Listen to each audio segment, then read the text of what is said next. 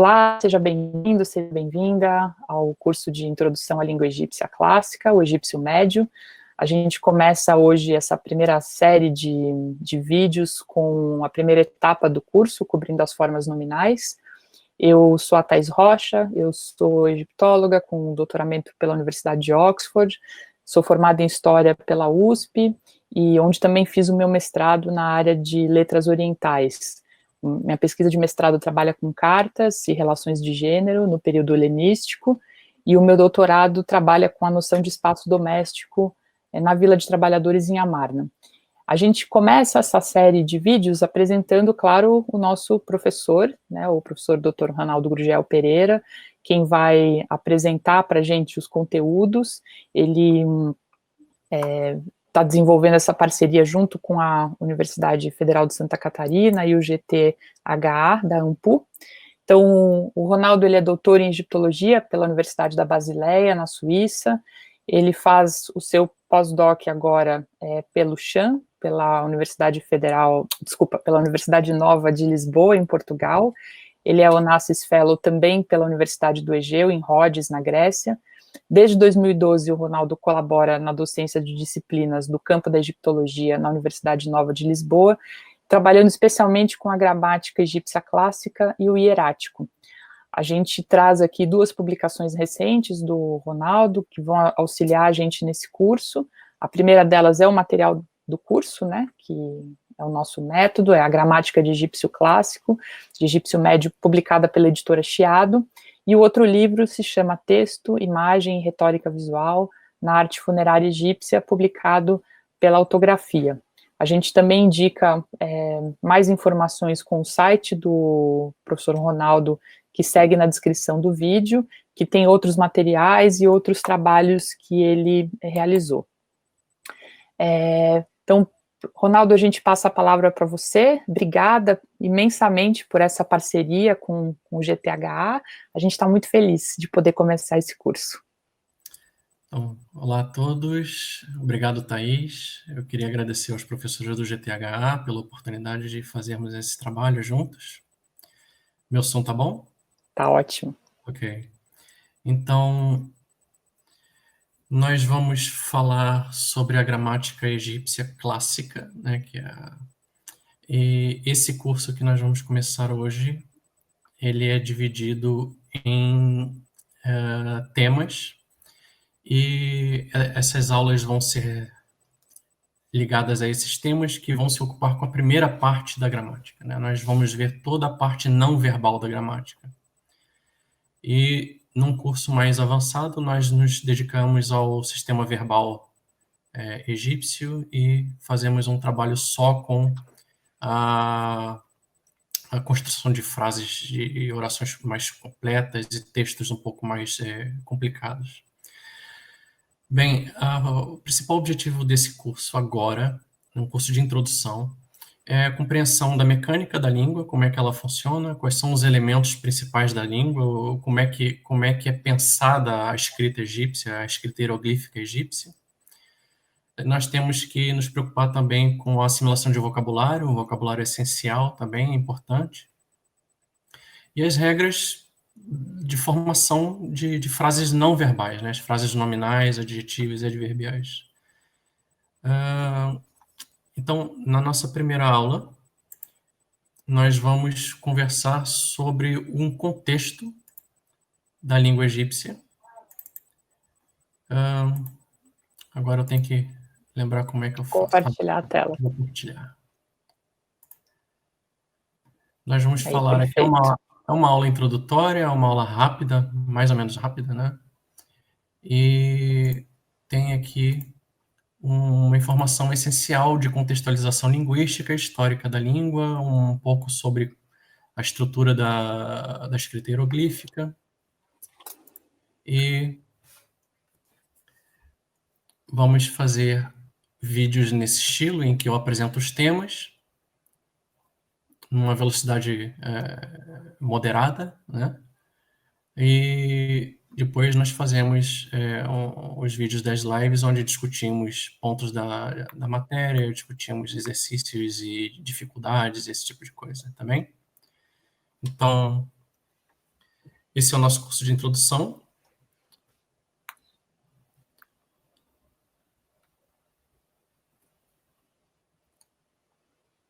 Vamos começar com o programa, né?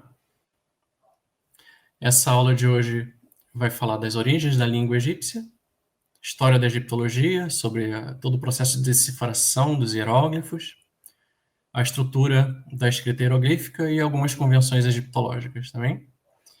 Então, nós teremos ao todo 10 aulas, 10 encontros, mais 10 lives, né? 10 gravações de temas, mais 10 aulas, né, para discussão desses temas também. Bom, sobre a nossa primeira aula. Para quem pretende acompanhar a aula com a gramática, nós vamos falar do conteúdo entre as páginas 23 e 80, né? Toda a parte de introdução da língua, né? Então, para começo de conversa, o que é a língua egípcia antiga, né? Alguém fala egípcio antigo ainda? Tem essas coisas que nós precisávamos esclarecer antes do início do curso, né? Então, existe um grupo de línguas chamada família afroasiática, que possuem elementos comuns, uma origem comum, da mesma maneira que nós temos uma outra família, que é a família indo-europeia e outras tantas famílias, né? A família afroasiática possui línguas que, por sua vez, partilham de características comuns umas com as outras, né? Nós temos aqui a língua egípcia, aqui nessa parte mais escura, e dialetos berberes, o árabe, o hebraico, o siríaco, o aramaico, o acádico, essas línguas todas possuem pontos em comum com a língua egípcia antiga também. E na parte africana, os dialetos etiópicos, a língua beja, o somali, essas línguas todas têm elementos comuns com a língua a egípcia antiga. Bom, esse é o mapa da África, onde nós separamos aqui o Egito Antigo, né? O território ocupado pelo Egito Antigo, né? É mais ou menos o delta do Nilo. Essa região aqui parece um oásis, né? Na verdade, não deixa de ser um oásis, mas é um oásis ligado ao Nilo. Né? É o Fayum, e nós temos de um lado o deserto líbio, o deserto oriental do outro lado, ali o Sinai. Essa é a região originalmente atribuída à língua egípcia antiga, né? A formação da língua. A cronologia egípcia, né? Nós vamos falar de uma língua que evolui ao longo dos séculos, das dinastias, dos milênios. Então, existem estágios dessa língua. E, para que nós compreendamos melhor os estágios da língua, nós temos que compreender também o desenvolvimento histórico da civilização egípcia, né? Nós temos uma pré-história, que está mais ou menos datada com...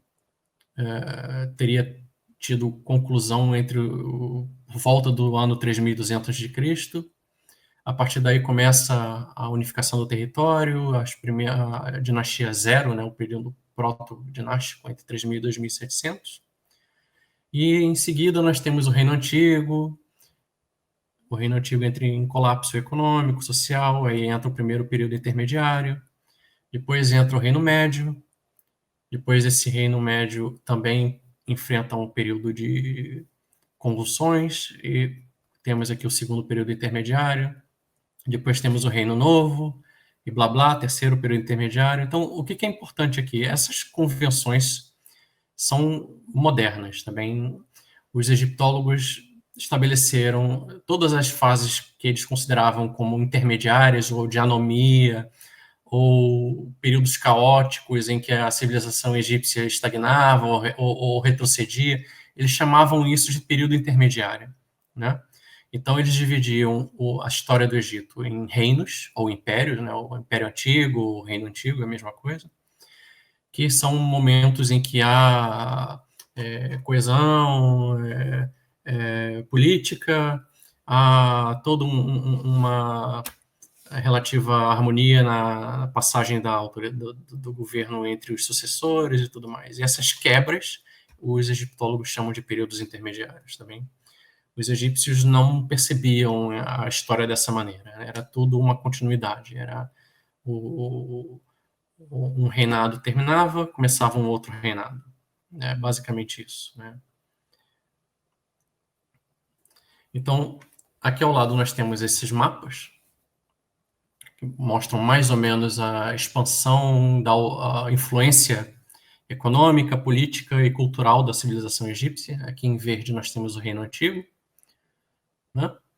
Em azul já é o Reino Médio, há uma expansão dessa cor mais clarinha, mostrando ali uma rede de clientelismos ou de parcerias comerciais, que se estende até o território ocupado atualmente pelo Sudão e um pouco ali do corredor da Síria-Palestina. E no Reino Novo nós temos já um império colonial, digamos assim, né? O Levante todo submetido à autoridade egípcia, o território do sul também.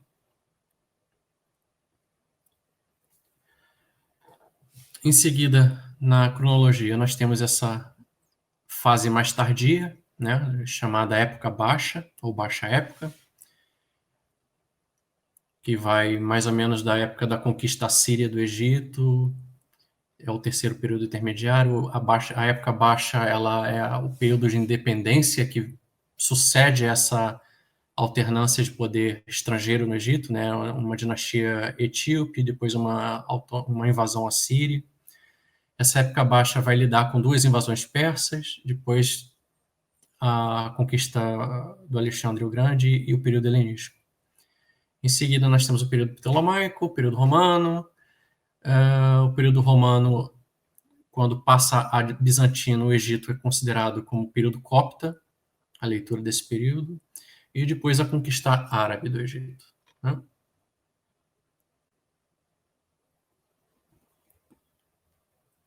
Bom, nós falamos agora há pouco da história egípcia, né? Vamos falar da evolução da língua.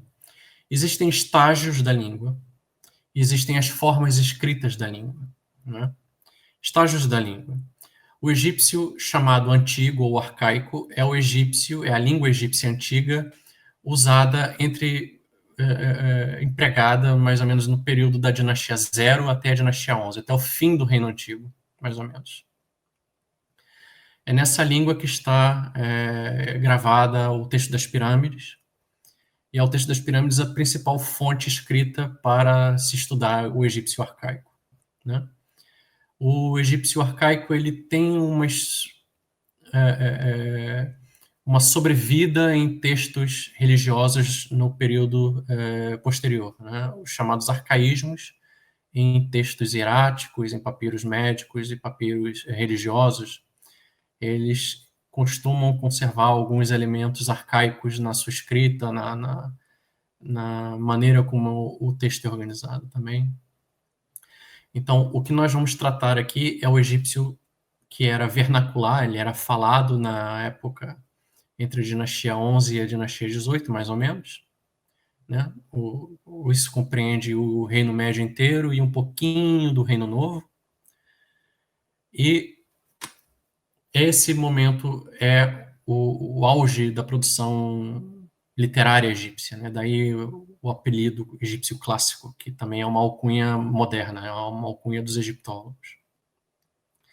O egípcio clássico, ele tem esse termo também porque mesmo depois que a língua passa por um processo de transformação e dá origem a uma gramática completamente nova, o egípcio clássico ele tenta ser preservado nos textos monumentais, é uma espécie de latim, né? É uma língua que é usada em funções rituais monumentais, né? Então, no período tardio, Reino Novo, o período helenístico, romano, tenta-se sempre empregar a língua clássica como canônica para a gravação de textos em monumentos, né? Embora haja ali sempre alguns enganos de escribas, os escribas costumam cometer erros, já não é mais a língua deles e tudo mais. No período egípcio novo, egípcio tardio, a língua usada costuma ser chamada de neo-egípcio ou egípcio tardio, também. E agora formas escritas, né? Egípcio hieroglífico é o egípcio, é a língua egípcia monumental. Ela é gravada com formão, ela é gravada em pedra ou esculpida em madeira, ou em alguns casos essa escrita é pintada em tecido, nas ataduras de uma múmia, por exemplo. E ela tem uma função extremamente restrita, é uma escrita que tem um caráter mágico, tem um caráter religioso também. Em paralelo a essa escrita há o egípcio cursivo, que é uma forma simplificada do egípcio hieroglífico, é o egípcio hieroglífico feito com pincel, digamos assim, uma escrita mais rápida.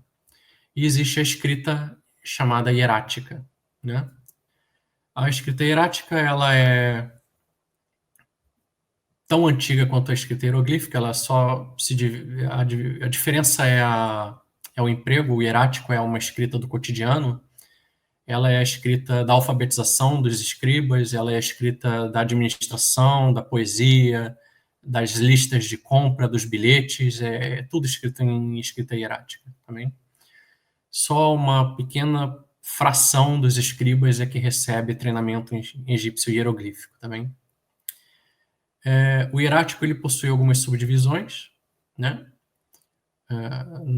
Uma delas é o chamado hierático anormal, que era uma variação do hierático que era predominante na região onde é a cidade de Tebas, né, no sul do território egípcio. Em seguida, uma outra variante dessa escrita hierática, que era predominante no delta, chamada escrita demótica, né, pelos egiptólogos, é uma escrita que vai ser imposta no resto do território egípcio em decorrência do início da dinastia que dominou o Egito durante a época baixa. Tinha sede na cidade de Sais, daí ela ser chamada também de dinastia saíta, e essa dinastia saíta empregava a escrita demótica como a sua versão do hierático. Essa escrita assume um caráter canônico conforme essa dinastia saíta reunifica o território egípcio. Bem, então, o demótico é usado como escrita burocrática ou administrativa ou literária no Egito ao longo do período greco-romano, e ela é substituída pelo copta. E o que é o copta? O copta é uma língua, é uma escrita baseada no alfabeto grego, com alguns elementos emprestados do demótico, e ela é uma língua preparada para a função de evangelização do Egito. Né? É uma língua voltada para textos bíblicos e religiosos. Né? O copta é uma língua que registra as vogais. Até então, o egípcio não tinha nenhum registro das suas vogais. É uma língua que foi vernacular até aproximadamente séculos 12 a 14, né, já bem avançados no período de islamização do Egito. E ela permanece como uma língua litúrgica da Igreja Ortodoxa egípcia, copta. Né, é a língua da liturgia cristã da Igreja copta. Bom, características das escritas egípcias. Né? Bom, hieroglifo é uma expressão grega que significa escrita sagrada. Ela tem esse apelido porque ela foi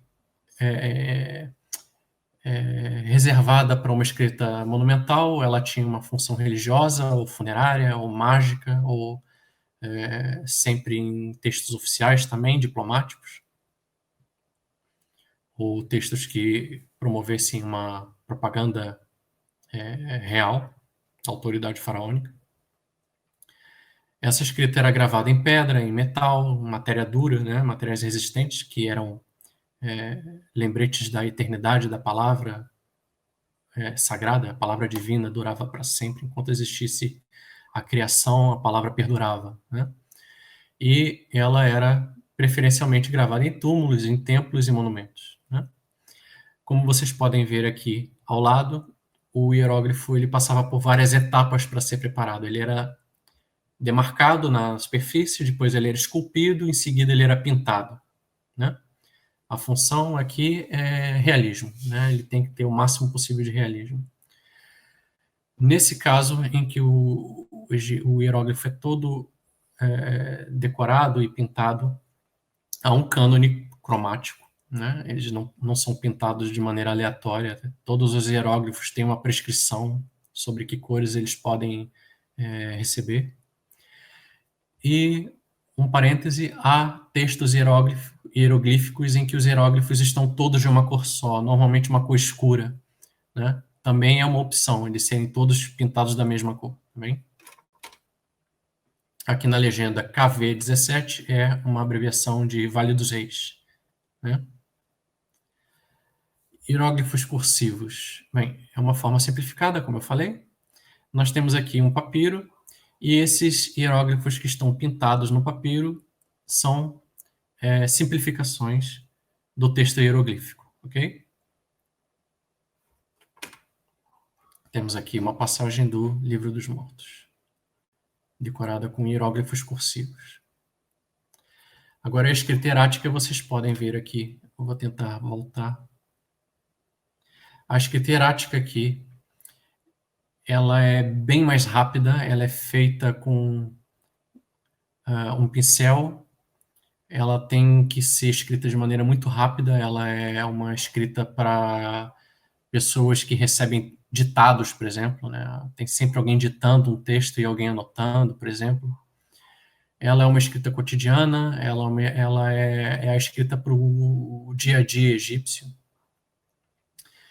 E ela tem uma particularidade que é o uso de duas cores, né? Ela usa vermelho e preto. Na paleta do escriba tem sempre um espaço para tinta vermelha e um espaço para tinta preta, né?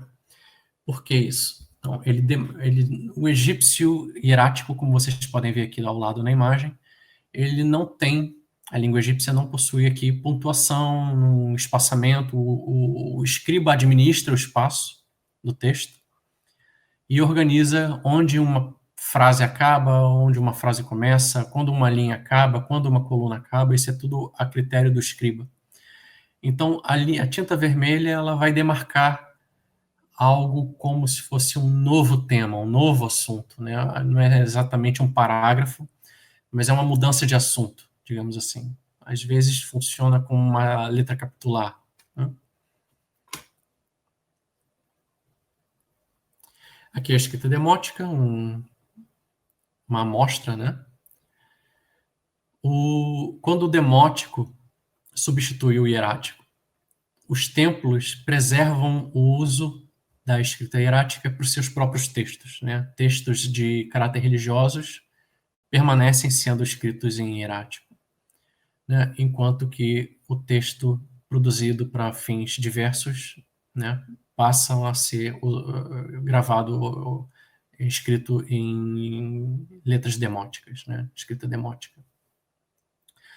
Então, daí vem a nomenclatura, né? Esses termos são desenvolvidos pelos gregos que visitaram o Egito e que conviveram com essa realidade tardia da escrita egípcia.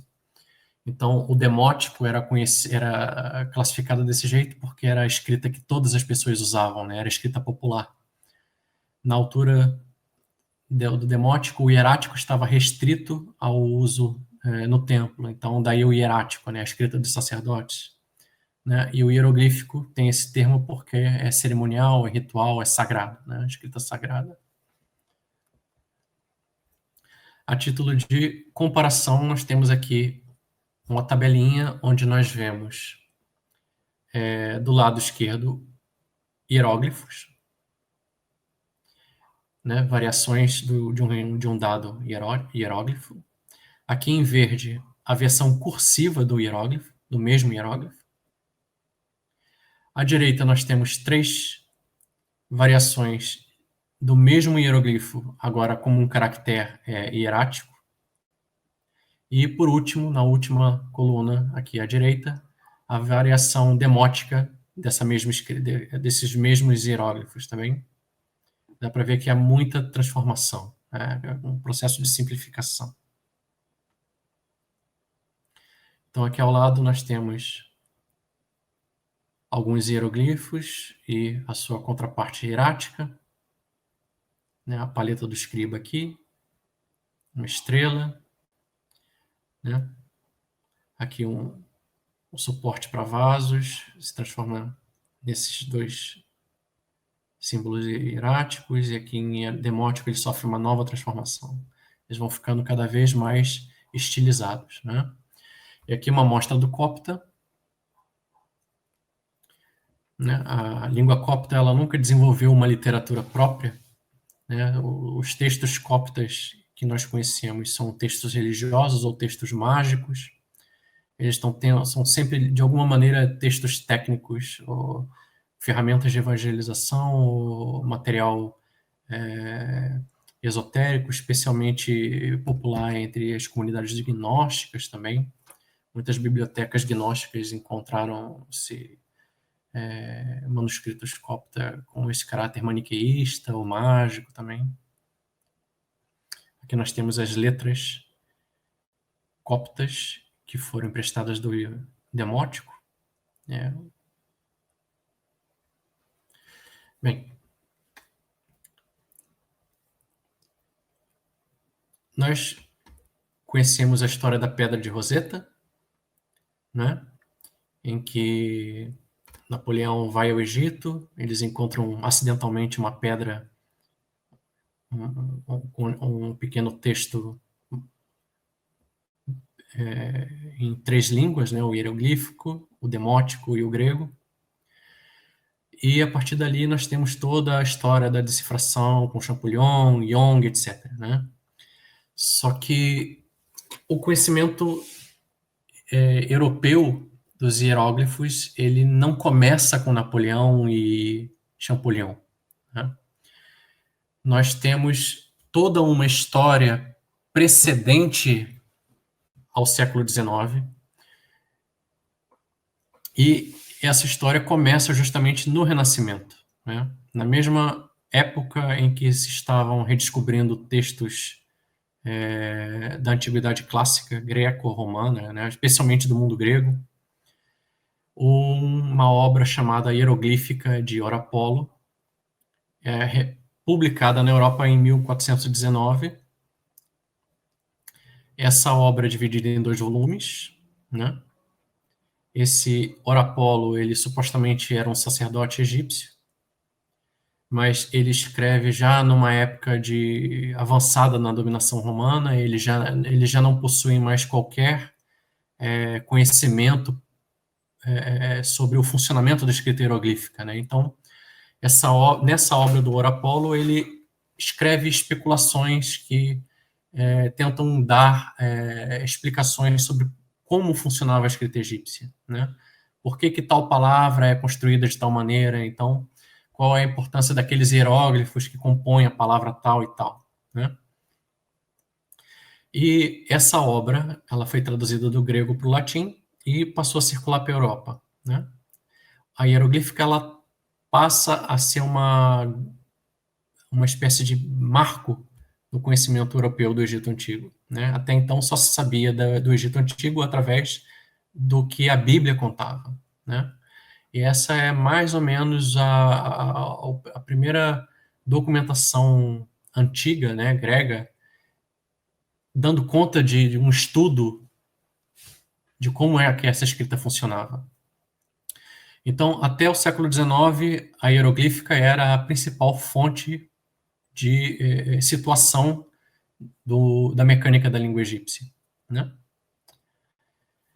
Bom, do século XV para o século XVII, né? Existe aqui esse senhor aqui do lado, um jesuíta chamado Athanasius Kircher. Ele é o autor da primeira gramática europeia de copta, né? Ele publicou essa escrita copta aqui, em latim também, E, a partir da publicação dessa gramática cópita, vai se começar a construção de um conhecimento sobre a língua egípcia, né? Como assim? Bom, todos os egiptólogos que vieram no século XVIII e XIX usaram a gramática do Kircher como fonte de consulta para a construção dos seus próprios sistemas de decifração de textos demóticos, correspondências de listas de vocabulário. Então, a partir da escrita cópita, começou-se a construir listas de vocabulário, né? E com essas listas de vocabulário, começou-se a tentar chegar a uma forma de compreensão de como é que aquela escrita egípcia podia ser lida, né? Como é que aqueles caracteres, aqueles hieróglifos, aquelas imagens de animais, de aves, de pessoas, como é que aquilo era vocalizado, né? Qual era o som daquilo, né? Então, entre os séculos XVIII e XIX, normalmente o procedimento desses linguistas, desses orientalistas, né, era a confecção de listas de vocabulário e, a partir daí, especulação em cima de como aquilo poderia ser empregado, né? Então, uma das primeiras listas de escrita demótica e escrita cópita correspondente é desse Jean-Jacques Barthélemy, que é também o responsável pelas listas de escrita fenícia. Em seguida, nós temos esse Antoine Isaac Silvestre de Sacy, que é considerado como um dos primeiros orientalistas. Esse Silvestre de Sacy foi o primeiro linguista a lidar com a Pedra de Roseta, né? Usando também o sistema de listas demótico, cópita, e tentar encontrar correspondências no texto. Depois do Sacy desistir de estudar essa fonte, o sueco Johan David Åkerblad também vai tentar trabalhar com essa fonte, né? Em seguida tem o Champollion e o Young, que vão disputar a paternidade da egiptologia, né? A Pedra de Roseta é levada para a Inglaterra depois da derrota de Napoleão, e os ingleses vão trabalhar na tradução desse material ao mesmo tempo que Champollion trabalhava na França, né? Então há ali uma disputa sobre quem contribuiu mais ali, né? Então, o que nós temos aqui são algumas amostras de listas, né? Aqui em cima nós temos a gramática cópita do Kircher. Embaixo, um exemplo da escrita hieroglífica e demótica do Barthélemy, né? Como é que elas funcionavam, né? Ao lado direito, uma lista cópita e demótica do sueco Åkerblad, né? E ao centro, o fragmento da Estela de Roseta, também. Bom, sobre a Pedra de Roseta, né? Nós temos aqui um documento datada do reinado de Ptolomeu V. Ele promulgou um decreto que foi gravado em pedra em formato trilíngue, né? A parte de cima em hieróglifos, a parte central em demótico e a última parte em grego, né? Então, a partir desse material, começou-se a comparar correspondências fonéticas entre hieróglifos e o texto grego, tá bem? Então, a partir daí, começou-se a construir propostas de como é que se vocalizava isso, né? Bem, embora o Champollion tenha construído e publicado um sistema gramatical, esse material do Champollion estava incompleto e nunca foi unanimemente aceito pelos pares europeus, né? Essa gramática egípcia ela vai ser concluída pelo Lepsius, que é um egiptólogo prussiano. Então, só a partir do Lépsio que a gramática egípcia chegou ao fim, né? Não fica mais nenhuma lacuna na gramática egípcia, pelo menos até onde se sabia na altura, a gramática estava pronta, né? Em seguida, nós temos o Adolf Hermann, né, o fundador da Escola de Berlim, e autor da primeira gramática de egípcio tardio e do primeiro dicionário de egípcio, né? A partir daqui já existe a compreensão de que a língua egípcia tem estágios, que a língua do Reino Novo não é exatamente igual à do Reino Antigo, tem toda já uma compreensão mais sofisticada do fenômeno linguístico egípcio, né?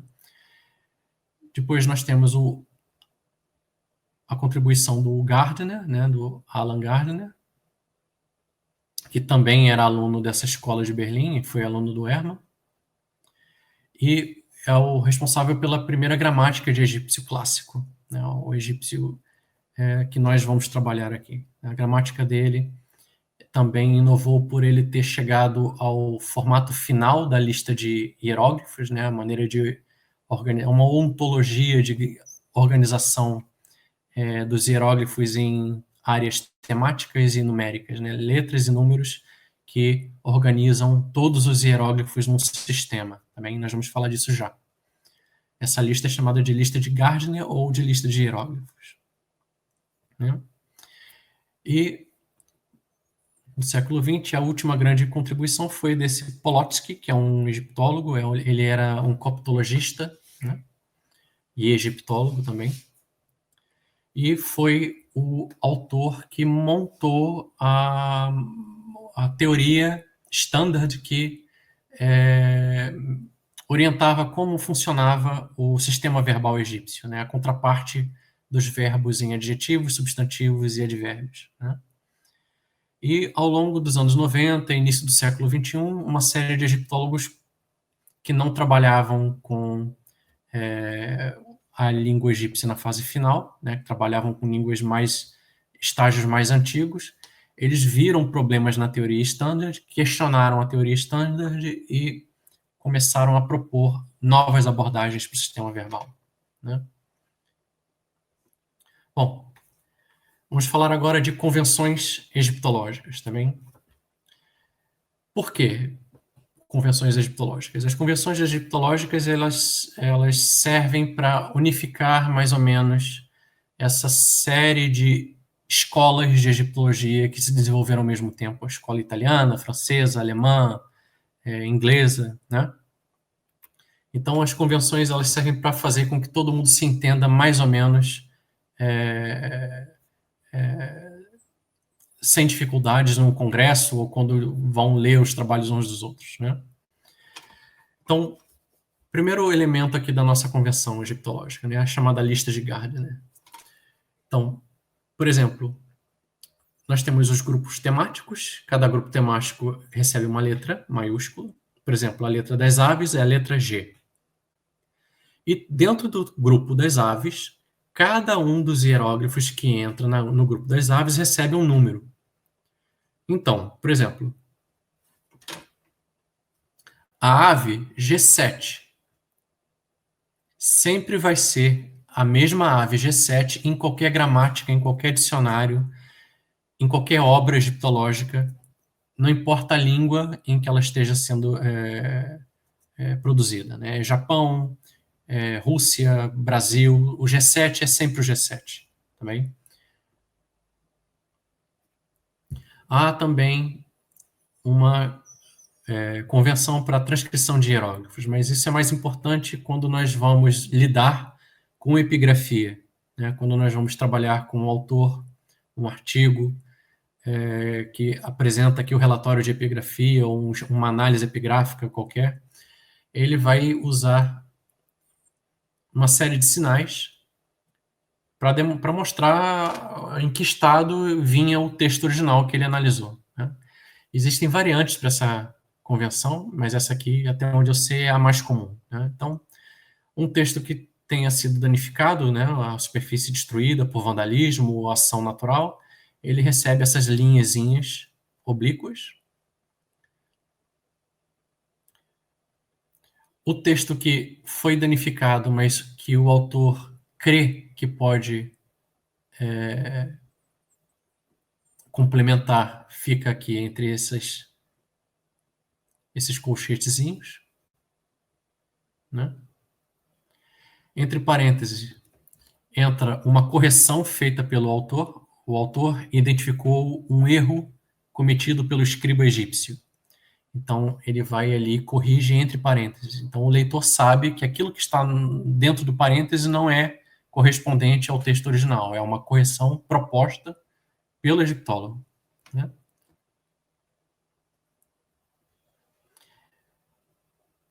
Em seguida, quando o egiptólogo aponta um erro, mas, né, não vai corrigir o erro, ele mostra que houve um erro aqui. Então, ele coloca aqui nesses sinais. As chaves é para a possibilidade de uma versão ser considerada. Por exemplo, ele acha que aqui entre chaves entraria esse texto. Então, tudo indica que estaria, sim, essa passagem no texto que foi destruído.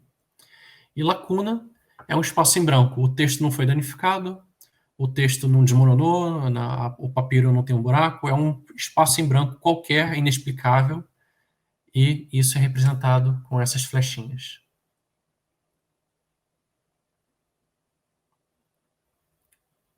Bom, fonologia, né? A fonologia egípcia é uma convenção egiptológica também, ok? Por quê? Bom, primeiro porque nós não temos egípcios antigos vivos para nos explicar como essas palavras são faladas, né?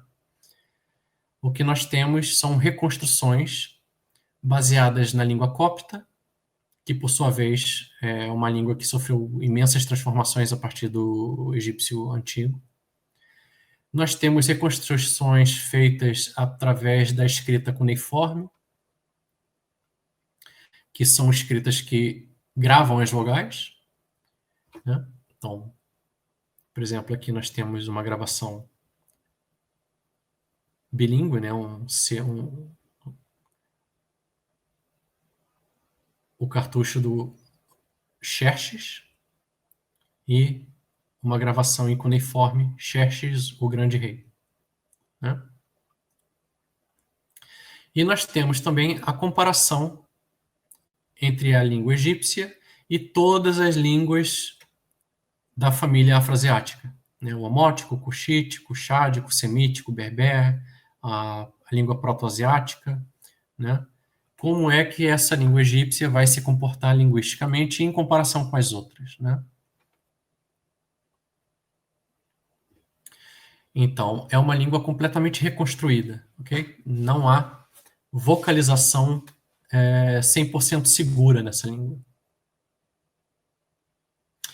Então, para as pessoas não saírem por aí falando, pronunciando da maneira como elas acham que fica mais bonito, foram construídas aqui regras, uma convenção egiptológica para a pronúncia.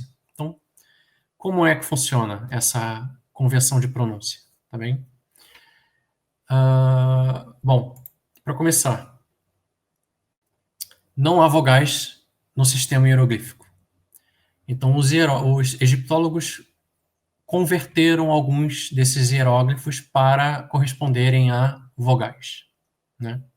São o Aleph, que é o A longo, o Ain, que é o A curto, breve, átono, o Yud, que é o I, ou Y, ou E, e o Vo, que é o W, que corresponde a um O ou a um U, né? Essas são as nossas vogais, né? Há uma outra regra também dessa convenção egiptológica, que nomes próprios que comecem com a letra I recebem um tratamento diferente, né? O I vira A, tá bem? Isso deriva do fato de que a maioria desses nomes tem uma contraparte grega que começa com A, tá bem? Então é uma espécie de respeito à pronúncia grega dos nomes egípcios, tá bem? Então, vamos olhar aqui ao lado Aqui nós temos um ganso e um sol, né? O ganso corresponde ao som Sa, e o disco solar aqui ao som Ra. Então, Sa, Ra. Ok? O Aleph é esse número 3, né? É um Aleph. E o Ain é essa letrinha, essa luazinha aqui. É o A curto, também. O nome do deus Amon, né? Nós temos esse I, esse é o som I, esse raminho de junco. Em vez de dizermos Imon, nós vamos falar Amon, tá bem? Da mesma maneira, quando nós tivermos Aleph e Ain juntos, nós falamos o A duas vezes. Por exemplo, essa é a representação da deusa Ma'at, né? Ma'at. Como em Canaã ou Saara, né? Aqui nós temos Ankh, a vida, né? Ankh. E o restante das palavras, né? Quando há muitas consoantes juntas e fica difícil para uma pessoa pronunciar aquelas consoantes todas, então os egiptólogos falam, joguem ali um ezinho para ajudar a pronúncia dessas palavras. Então, por exemplo, a palavra barco, né, DPT, torna-se DPET. A palavra casa, que é PR, vira PER. E a palavra grande, que é AA, vira PER, AA. Ok? Então, basicamente, essa é a nossa regra para a pronúncia egiptológica, tá bem? E como é que os egípcios pronunciavam isso? Não sabemos. É simples assim. Também é uma convenção, ok? O máximo que vocês podem conseguir é encontrar uma palavra cópita correspondente àquela palavra e encontrar a maneira cópita de pronunciação daquelas palavras, ok? É como se usássemos o português para descobrirmos como é que as palavras eram pronunciadas na Roma antiga, né, no latim antigo. A diferença é mais ou menos essa. Ou no latim medieval, né? Bem, esse é o nosso alfabeto, entre aspas, também.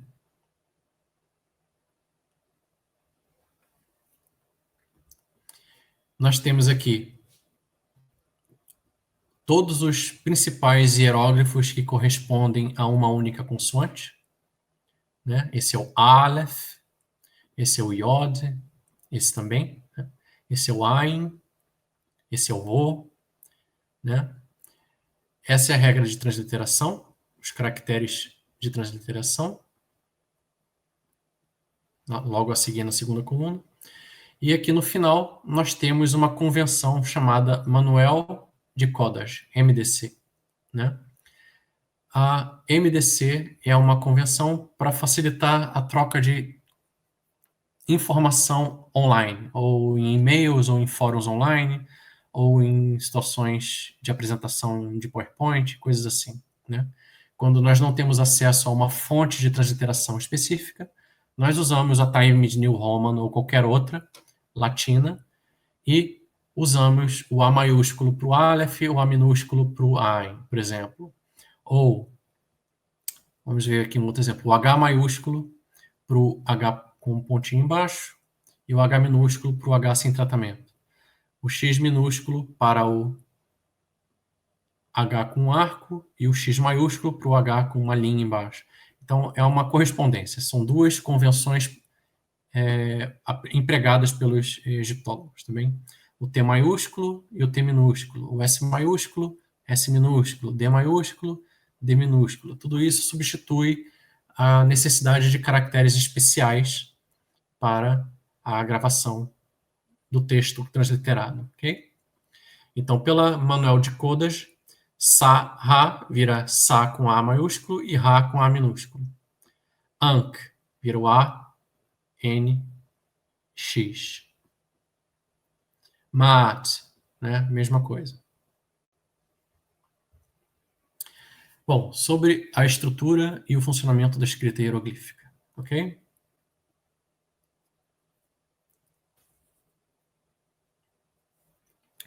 Um hieróglifo, ele pode ter múltiplas funções.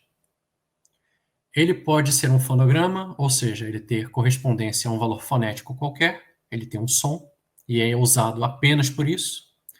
Ele pode ter um valor como ideograma ou logograma, ou seja, a imagem que ele representa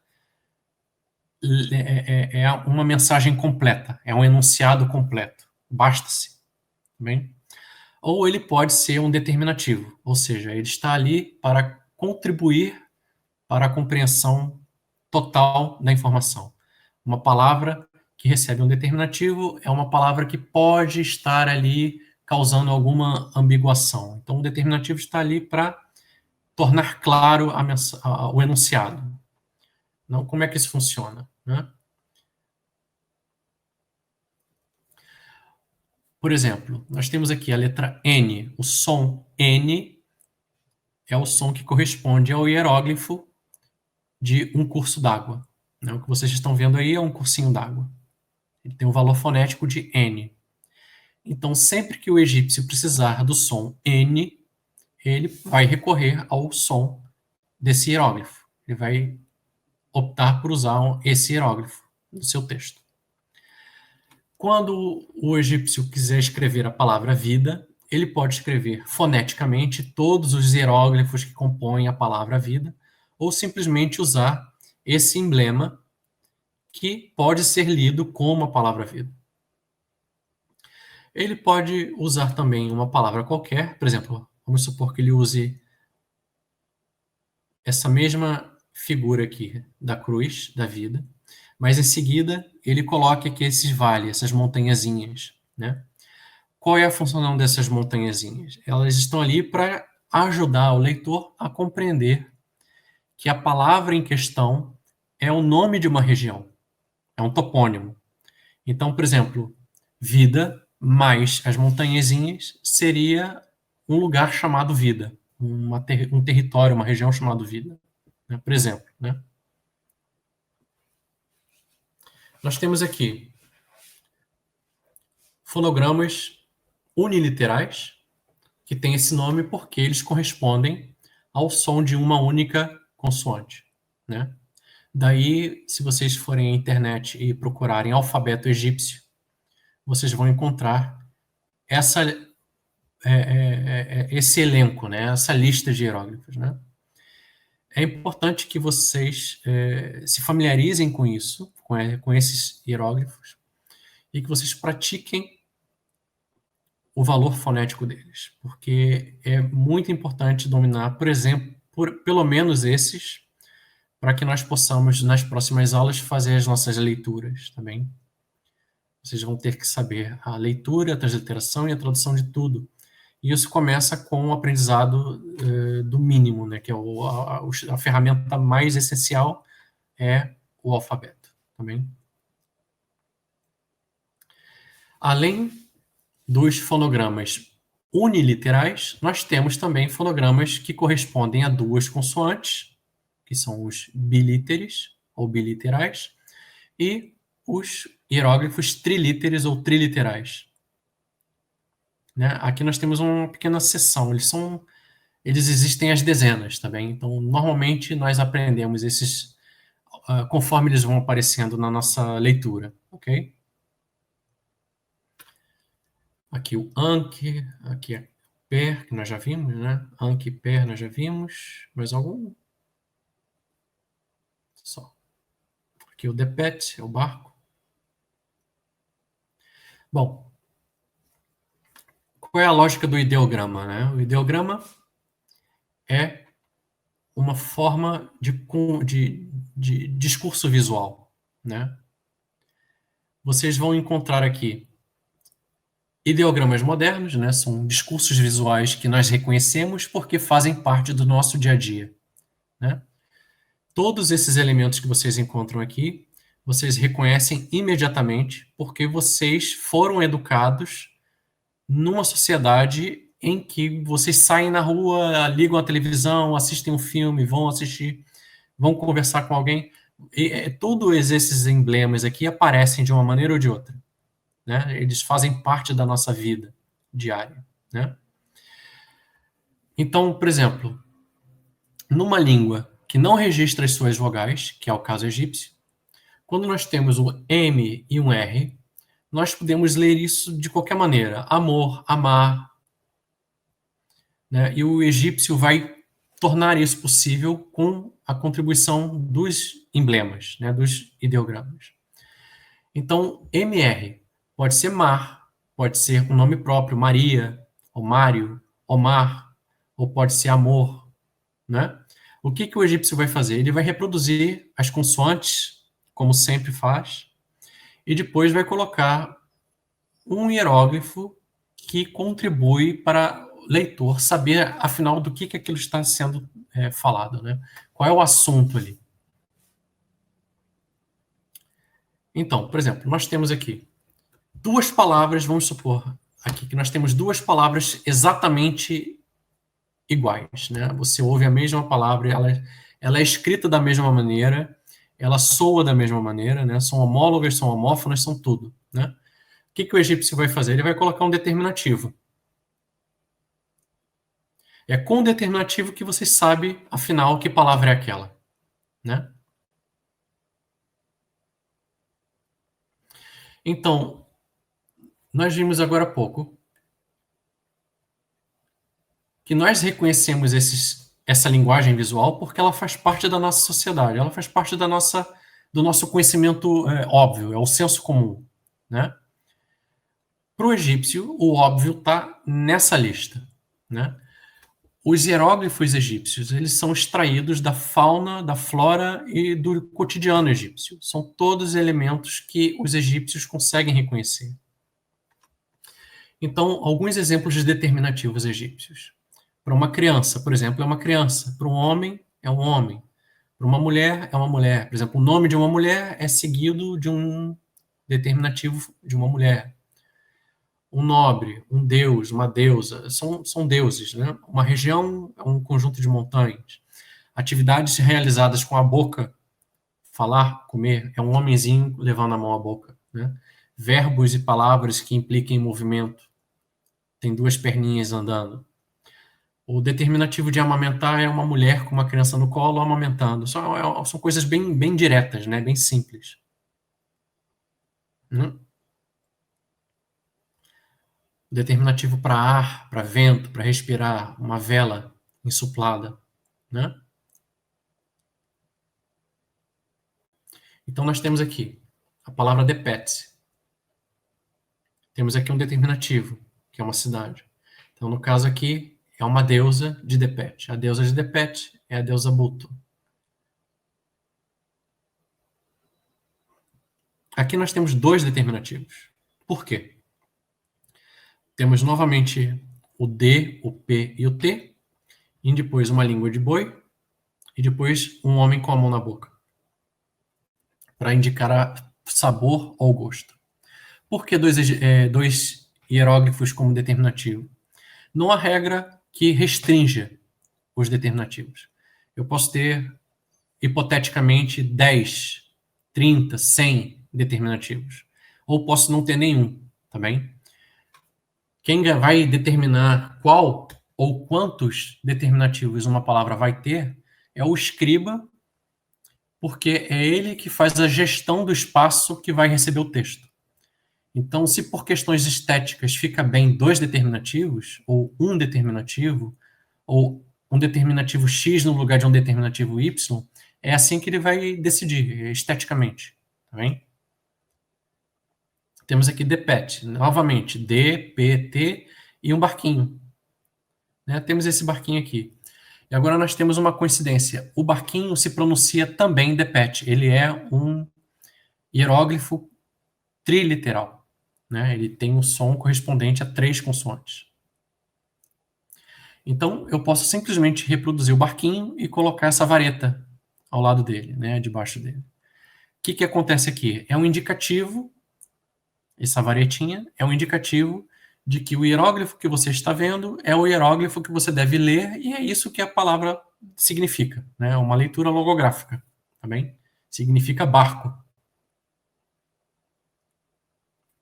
E o plural de barco é esse mesmo barquinho, mas não com uma vareta, mas 3, tá bem? 3 varetinhas são o sinal normal para plural, ok? Isso também pode aparecer sob a forma de 3 barquinhos, tá bem? Ao invés de usar 3 varinhas, 3 barquinhos. Mas é muito mais comum esse plural sob a forma de repetição da palavra em textos religiosos, tá bem? Se vocês encontrarem esse tipo de plural, vocês tenham certeza de que dificilmente não será um texto religioso, tá bem?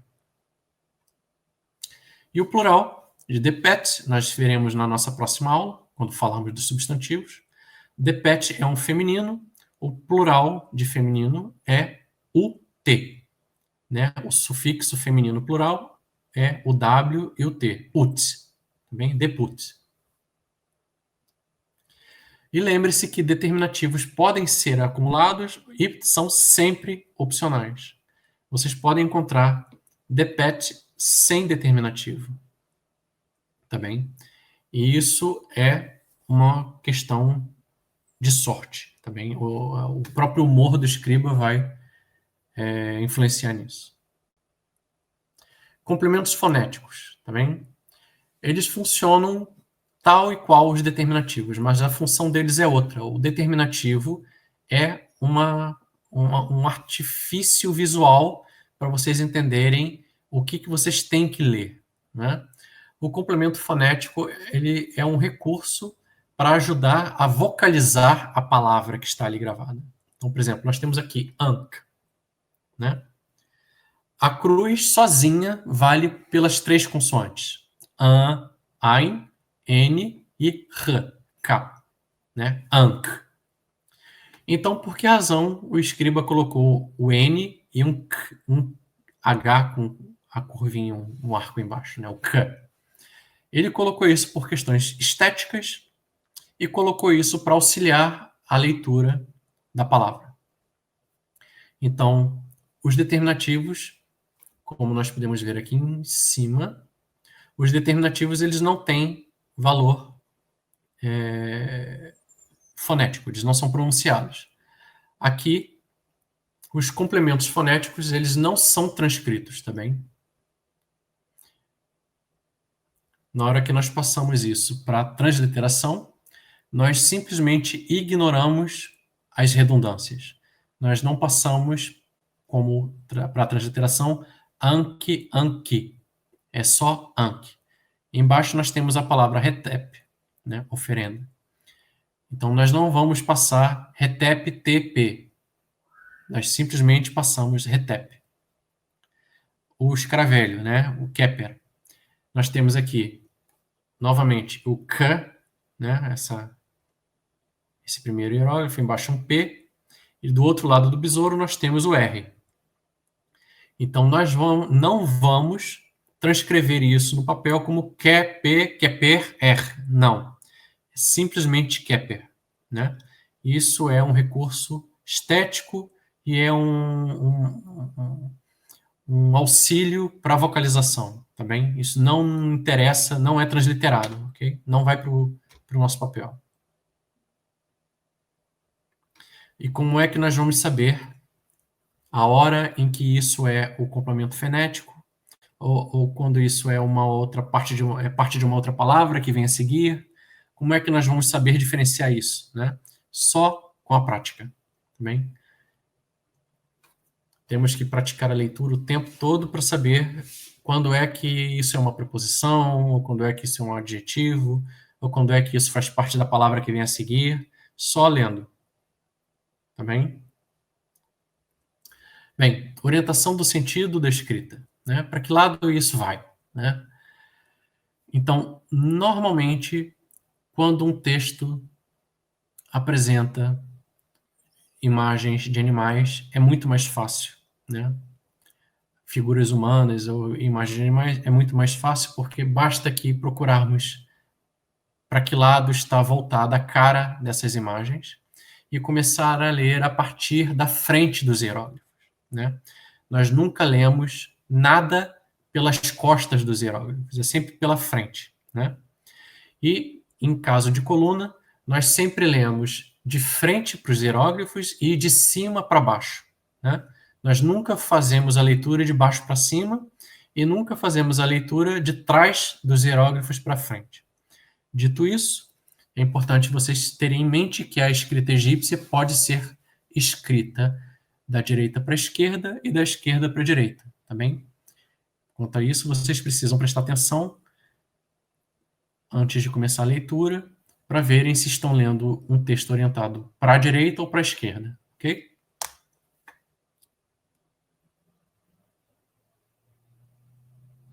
Bom, essa aqui é a coluna que eu retirei aqui desse exemplo.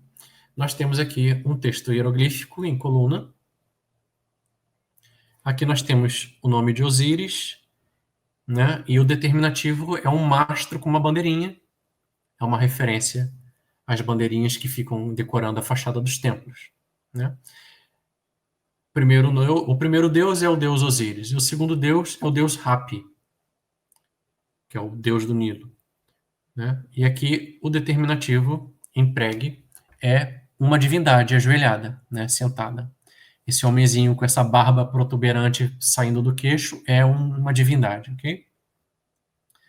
A questão aqui é por que o escriba utilizou para o deus Osíris um mastro com a bandeirinha e para o deus Hapi uma divindade com a barbinha agachada?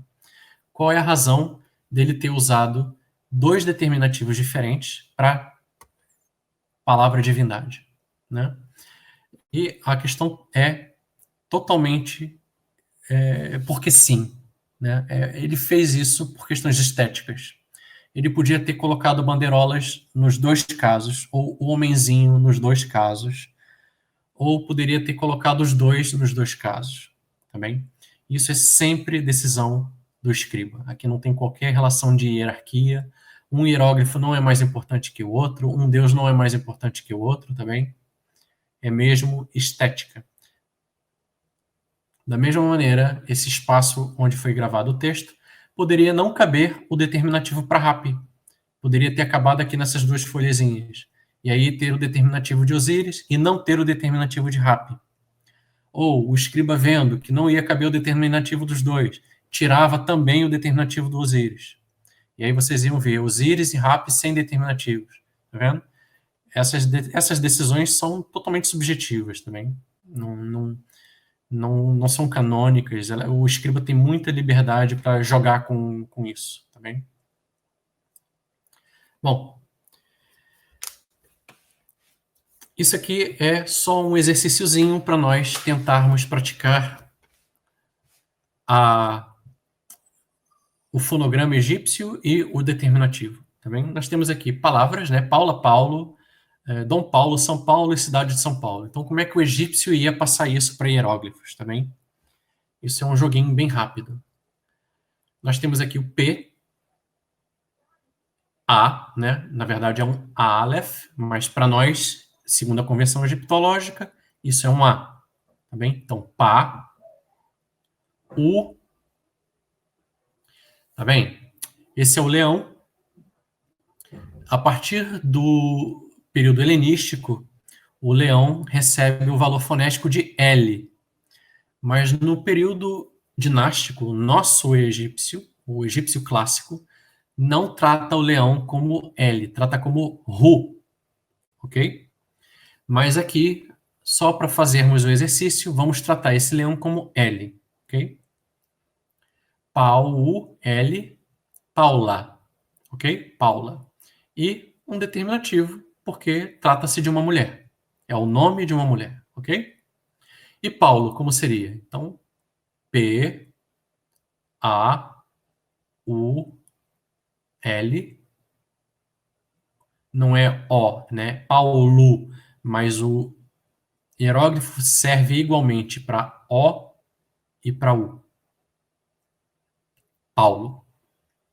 E entra o homem, porque é um nome próprio masculino. Dom Paulo, né? Quem é Dom Paulo? Esse Dom Paulo pode ser um aristocrata, né? Vamos supor que estejamos falando aqui de uma monarquia, né? Dom Paulo. P, A, U, L, O. Paulo. Vamos colocar esse homenzinho de novo? Não. Vamos colocar um aristocrata. Esse é o determinativo de um aristocrata. Um homenzinho sentado numa espécie de cadeira,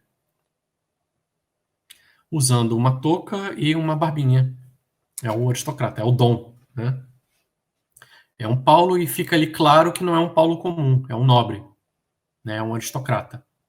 E São Paulo, né? São Paulo é um santo, né?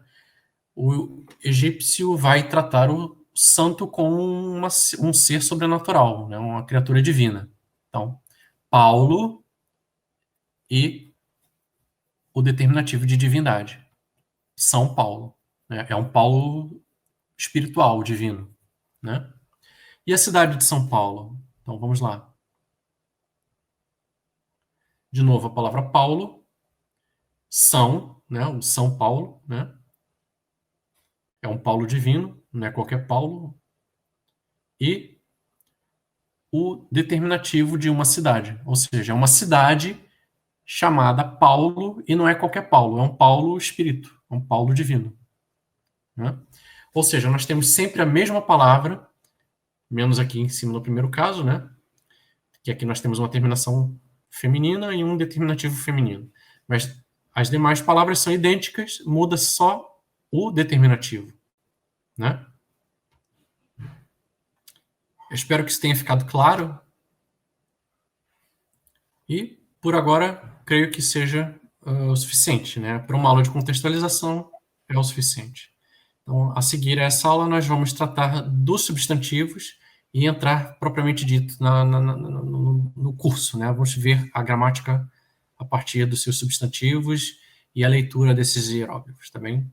Então, é importante fixar a correspondência fonética desses hieróglifos, porque a partir de agora vocês vão lidar com texto hieroglífico em formato original.